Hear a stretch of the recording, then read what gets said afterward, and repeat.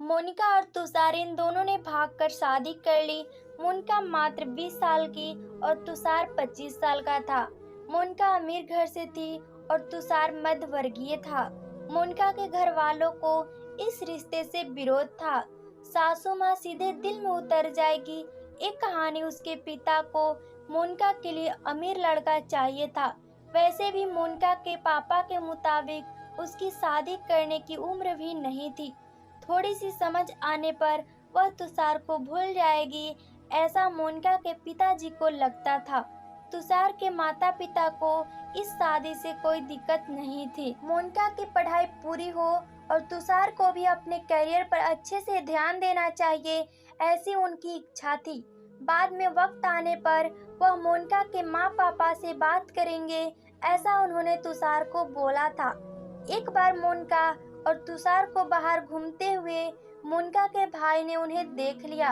मोनिका को जबरदस्ती से घर लेकर गया। उसके घर एक ही तमाशा होने लगा। उन्होंने मोनिका को घर के बाहर जाना बंद करवा दिया। लास्ट में संधि देकर उन दोनों ने भागकर शादी कर ली। मोनिका के घर वालों ने उससे सारे रिश्ते तोड़ दिए। तुम कभी खुश नहीं रहोगी, ऐसी उसे बदुआएं दिए। तुषार के घर वालों को उनका विरोध नहीं था, पर उन दोनों का लिया हुआ निर्णय उसके माँ पापा को पसंद नहीं आया। हमें एक बार भी तो बताया होता, हम कोई मदद कर सकते थे। हम मोनिका के घर वालों से इस बारे में बात करते, ऐसे तुषार को उन्होंने कहा। पर अब जो हुआ सो हुआ। उन्होंने मोनिका को बहू के रूप में स्वीकार किया। मोनिका और तुषार को लेकर वह मोनिका के मायके भी गए, पर मोनिका के पापा अड़े हुए थे। उनको मोनिका का चेहरा देखना भी पसंद नहीं था।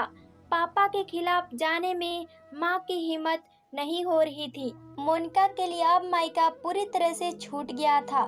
धीरे धीरे मोनिका को तुषार के घर में मन लगने लगा। अब अपना जो कुछ भी है वह यहाँ पर ही है, यह उसे समझ आ गया। मोनिका बड़े लाड प्यार से बड़ी हुई है। उसे कोई भी काम की आदत नहीं थी। हमें ही उसे सब कुछ सिखाना पड़ेगा। इसको तुषार की माँ को यानी मोनिका की सास को पता था। सब कुछ अच्छा चल रहा था, पर नियति के मन में कुछ अलग ही चल रहा था। उनकी शादी को जैसे तैसे 1 साल हुआ था और एक एक्सीडेंट में तुषार दुनिया छोड़कर चला गया। सभी पर दुख का पहाड़ टूट पड़ा। इन जवानी में अपने बेटे की मृत्यु होने के कारण तुषार के पापा को जबरदस्त मानसिक धक्का लगा। मोनिका भी पूरी तरह से टूट गई थी।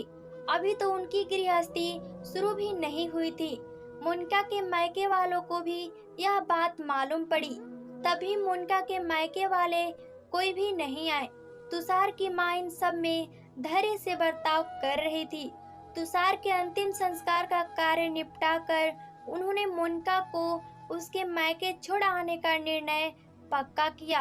मोनिका उसके मायके जाने के लिए तैयार नहीं थी।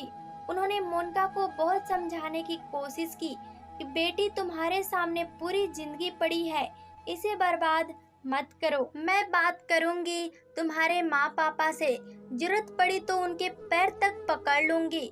उसे समझाकर वह उसे मायके लेकर गए, पर वहाँ भी उन्हें निराशा ही मिली। उसके मायके वालों का गुस्सा मोनिका पर से कम नहीं हुआ था। तुषार की माँ ने बहुत मनाने की कोशिश की, उसके बाद भी उन्होंने मोनिका को माफ नहीं किया। उसके पापा ने कहा, आपको वह बोझ लग रही होगी तो उसे कुएं में धकेल दो। तुषार के माँ पापा मोनिका को वापस घर ले आए। मोनिका के वापस आने से घर के बाकी लोग थोड़े नाराज थे। अब मोनिका को भी खुले मन से कोई स्वीकारने को तैयार नहीं था। कुलच्छनी, अपशकुनी, पोती को निगल गई, अब मेरे बेटे को भी निगल जाएगी यह, ऐसा बोलकर तुषार की दादी मतलब मोनिका की दादी सास उसे ताने दे रही थी। उस वक्त तुषार के पापा की तबीयत बहुत खराब हो रही थी। यह सब मोनिका को सहन नहीं हो रहा था। उसने ठान लिया कि यहाँ से दूर निकल जाना चाहिए। रात को सबको सो जाने के बाद वह निकलने वाली थी। तभी उसकी सास जो जग रही थी, उन्होंने मोनिका को रोका। कहाँ जा रही है, ऐसा पूछा। माँ मुझे जाने दीजिए, मैं अपशकुनी हूँ। मेरी ही वजह से यह सब हुआ है। मैं तुषार की जिंदगी में आती नहीं तो हमारी शादी नहीं हुई होती और आज तुषार जिंदा होता। पापा की भी यह अवस्था नहीं होती। मुझे जाने दीजिए, मैं यहाँ नहीं रह सकती। वक्त आने पर आत्महत्या कर लूंगी, पर अब यहाँ नहीं रहूंगी। सच में मेरे यहाँ आने से इस घर की सारी खुशियाँ चली गई। मुझे कोई अधिकार नहीं है यहाँ रहने का। मुनका रोते रोते सब बोल रही थी। उसके सास ने उसे पहले शांत किया। मुनका तुम दोनों मिले नहीं होते तो, तुम्हारी शादी हुई नहीं होती तो, उस दिन उस ट्रक ड्राइवर ने नशे में गाड़ी नहीं चलाई होती तो, रास्ते में लोगों ने तुषार को वक्त पर हॉस्पिटल में ले गए होते तो मेरा बेटा जिंदा होता। पर अब वक्त निकल गया इन सब बातों का विचार करने का। तुषार तो मेरा बेटा था। मेरी क्या अवस्था हुई होगी इन सब में एक बार भी विचार किया क्या तुमने? वह तो चला गया और अब तुम भी छोड़कर चली जाओगी मुझे। मुनका तुम मुझ पर बोझ थी, इसलिए मैं तुम्हें तुम्हारे मायके छोड़ने नहीं गई थी। तुम्हारे सामने पूरी जिंदगी है। किसी के चले जाने से हम जीना तो नहीं छोड़ सकते। यहाँ से ज्यादा तुम वहाँ पर खुश रहोगी, क्योंकि यहाँ तुषार की यादें तुम्हें हमेशा दुख देगी, ऐसा मैं सोचती थी। पर जाने दो, जो हुआ सो हुआ। अब तुम अपनी पढ़ाई पूरी करोगी। मैं हूँ तुम्हारे साथ और इनकी चिंता करने के लिए मैं हूँ ना। सिर्फ तुम्हारा साथ चाहिए मुझे बेटा इन सब में। तुषार के जाने से हर कोई परेशान था। हर किसी का बोलने का तरीका अलग हो गया है। तुम्हारा दुख मैं अच्छे से समझ सकती हूँ, पर अब तुम्हें संभलना होगा। लोगों का बोलना नजरअंदाज करना होगा। तुम्हें मन लगाकर पढ़ाई करनी पड़ेगी। तुम कोई भी गलत फैसला नहीं लोगी, इसका मुझे वचन दो। मैंने अपना जवान बेटा गंवाया है और अब बेटी को नहीं खोना चाहती। सास की बातें सुनकर मुनका को रोना आया। अपने सास को गले लगाया। माँ मैं कहीं नहीं जाऊंगी आपको छोड़कर। आप जैसा बोलेंगे वैसा ही मैं करूंगी। मुनका की सास भी मन भर कर रोई आज। पहली बार उन दोनों का दुख फुट फुट कर बाहर आया था। आगे मुनका ने मन लगाकर पढ़ाई की।